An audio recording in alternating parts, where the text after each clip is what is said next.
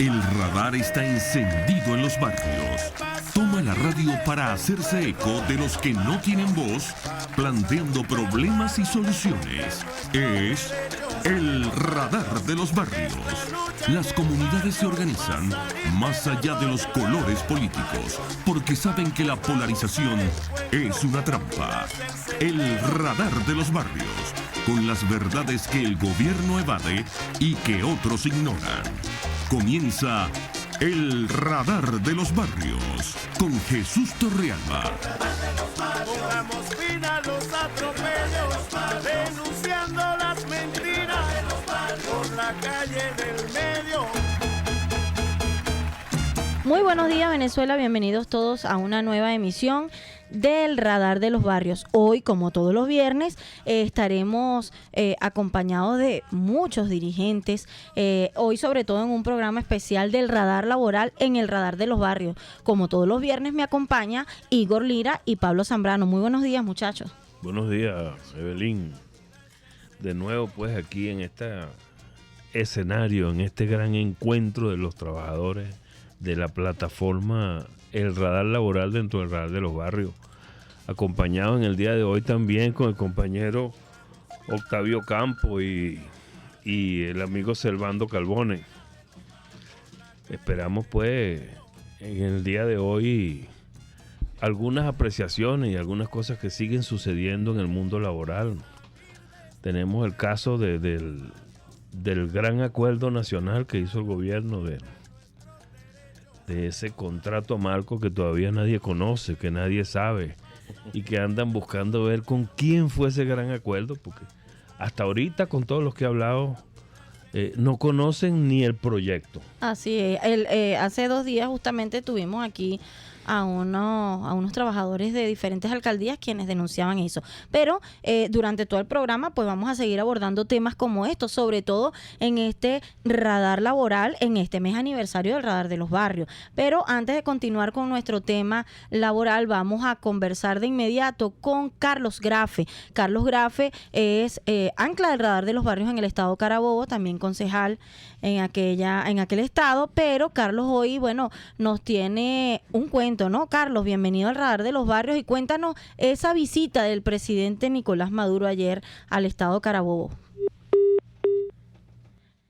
Se cayó la llamada, pero entonces, bueno, vamos a tratar de restablecer la comunicación con Carlos Grafe, porque, bueno, tiene unos puntos muy interesantes acerca de esa inauguración que se dio ayer en el estado Carabobo y otras cosas, sobre todo lo más relevante, que a esta visita del presidente Nicolás Maduro no fueron invitados los consejos comunales, casualmente. ¿Por qué? Porque los consejos comunales, los miembros de la mayoría de los consejos comunales de esa zona están integrados por personas de la oposición, por eso no fueron invitados ni tomados en cuenta. Pero tenemos en línea al profesor Carlos Teixeira del estado Vargas, porque bueno, también hoy leemos en las noticias y escuchamos la terrible situación que se vivió ayer en el hospital de Pariata, situación que vamos a desarrollar un poco más adelante con Pablo, que es trabajador del área de salud y que también viene dando una lucha constante junto a diferentes trabajadores en esta área. Carlos, bienvenido al Radar de los Barrios nuevamente, Carlos Teixeira. Cuéntanos acerca de esa situación ayer en el estado Vargas, en el hospital de Pariata. Buenos días, Evelyn. Saludos a todos los radioescuchas.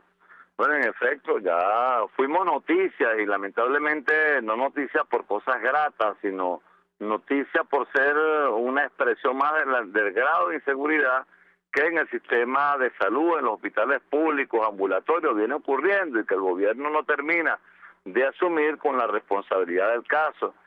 Ni siquiera con los milicianos que hay además también desarmados. El gobierno pareciera que vive en otro mundo. El gobierno se ve a sí mismo en el Canal 8, donde aquello es Alicia en el País de la Maravilla. Y cuando tú planificas para un país como Alicia en el País de la Maravilla, por supuesto, lo que hace son tonterías. Y esa visión que tiene el gobierno de sí mismo, que solo ve el Canal 8, es lo que a lo mejor les hace, no les permite ver que en los hospitales están atracando dentro de los hospitales, están asesinando dentro de los hospitales, y en el caso del periférico de Pariata, Berlín, todo se suscita ya 2 días antes del intento de violación de la doctora traumatóloga que ocurrió anteayer en la residencia de los médicos, es decir, en el área donde únicamente tiene acceso exclusivo los médicos, en el 3er piso. Así como llegó un asesino al piso 6 del hospital clínico, bueno, aquí llegó un violador al piso 3. Pero ya 2 días antes también hubo atraco dentro de la misma área contra otra médica. Entonces, esta situación que la venía advirtiendo, además de las cosas que ocurren en la emergencia, que son comunes, donde llega gente armada, miembros de bandas distintas heridos que se amenazan allí y luego amedrentan al personal médico. Entonces los médicos capitalizaron e hicieron, de acuerdo a lo que la Constitución todavía nos permite, que de paso esta gente debe decirnos cuándo que van a suspender de una vez la Constitución, porque hicieron una protesta pacífica, no suspendieron el servicio médico, solo cerraron el área de acceso que sirve de emergencia y sirve de entrada también para muchas áreas del hospital, pero el acceso al hospital por la otra puerta se permitía y además se atendían las emergencias. Bueno, la policía en una de esas de que entran una emergencia, bueno, la policía aprovechó la circunstancia para forzar a abrir la puerta completa y se presentó el forcejeo, pero además de manera brutal, es decir, la policía que debe resguardar a los médicos, a las enfermeras, a los trabajadores del AMPA, bueno, la policía fue a agredir a quienes protestaban contra el AMPA. El mundo al revés. Y esa situación llevó a que luego, inclusive trabajadores y personal que allí estaba, y pacientes y personas que ni siquiera se habían incorporado a la protesta, indignados más bien se incorporaron en la protesta de los médicos que estaban reclamando lo que es un clamor nacional que el gobierno no quiere escuchar, sobre todo no quiere escuchar de los más pobres, que es seguridad. Hasta para estar en un hospital, un enfermo, un familiar, un médico, una enfermera, necesita, tener seguridad. Ya corremos mucho riesgo en la calle cada vez que salimos, pero que en el propio sitio de trabajo donde se salvan vidas, tu propia vida corra peligro. Bueno, hay que ser bien malvado, hay que ser bien canalla para no darse cuenta de ello, y por lo visto estamos en manos de gente que es canalla y que es malvada y que prefiere reprimir a médicos y personal de un hospital que perseguir a AMPA y someterla. Muchísimas gracias al profesor Carlos Teixeira, habitante del Estado Vargas, un trabajador social que ayer estuvo justamente allí en el lugar y conoce pues de primera mano lo que ocurrió y nos acaba de relatar un poco lo que ocurrió ayer y lo que viene ocurriendo, situaciones que se vienen denunciando, o sea, pudo prevenirse una situación tan terrible. Pero ya tenemos en línea también a Carlos Grafe desde el estado Carabobo. Muy buenos días, Carlos, bienvenido una vez más a tu espacio, el Radar de los Barrios. Te preguntaba hace un rato a propósito de la visita ayer del presidente Nicolás Maduro, la inauguración, y toda esta larga cadena ayer en el estado Carabobo. Hubo una ausencia también muy notable que fue la de los consejos comunales. Cuéntanos un poco acerca de esa visita, Carlos. Hola, buenos días. Bueno, sí, el día de ayer vino el presidente Maduro y el ministro de Seguridad Ciudadana a Valencia a mostrar unos edificios en la zona del hipódromo, al lado de lo que es Ciudad Plaza y Santa Inés, sectores populares de la ciudad de Valencia, del sur de Valencia.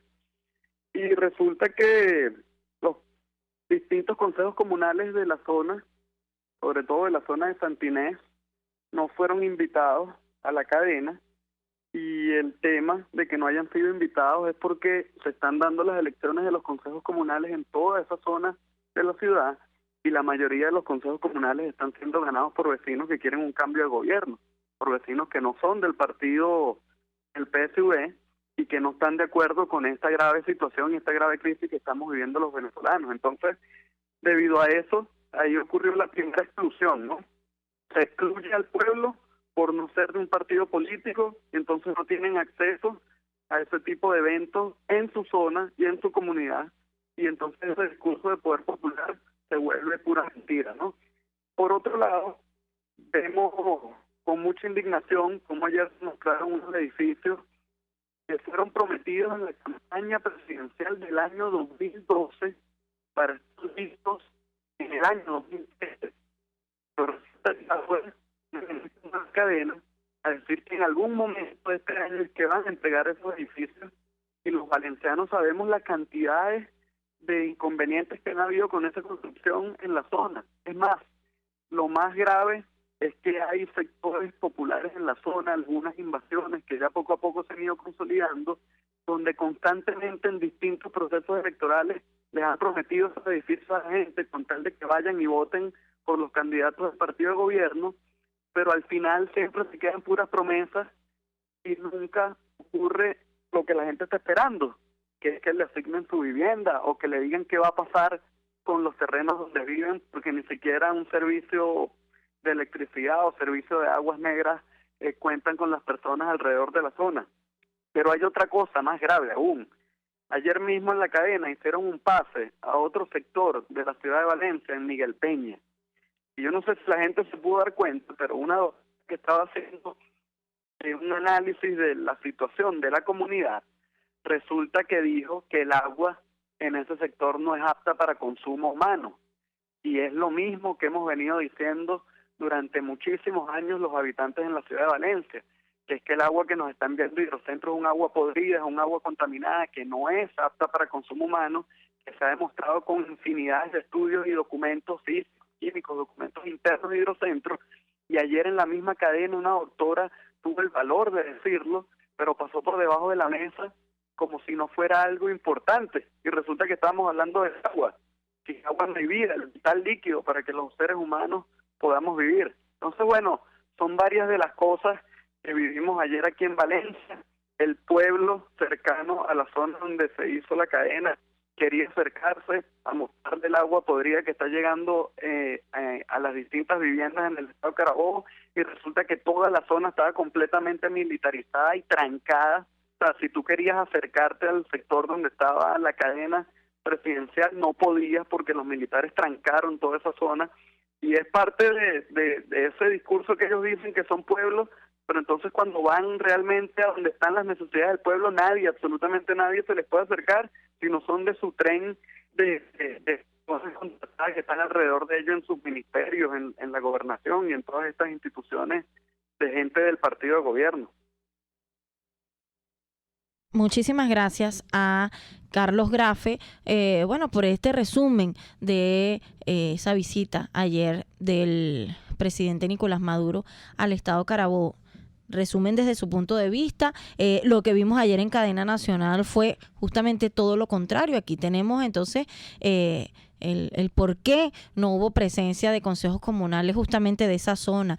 Edificios que fueron inaugurados, pero en su momento fueron prometidos para una cosa y ahora fueron inaugurados para otra cosa. Así es, nosotros vamos a continuar aquí desde el estudio con el radar laboral, en el radar de los barrios, y vamos sobre todo a conversar con nuestros invitados el día de hoy, el señor Octavio Campos y nuestro amigo Servando Carbone. Vamos a nuestra primera pausa comercial y ya regresamos con muchísimo más del radar de los barrios.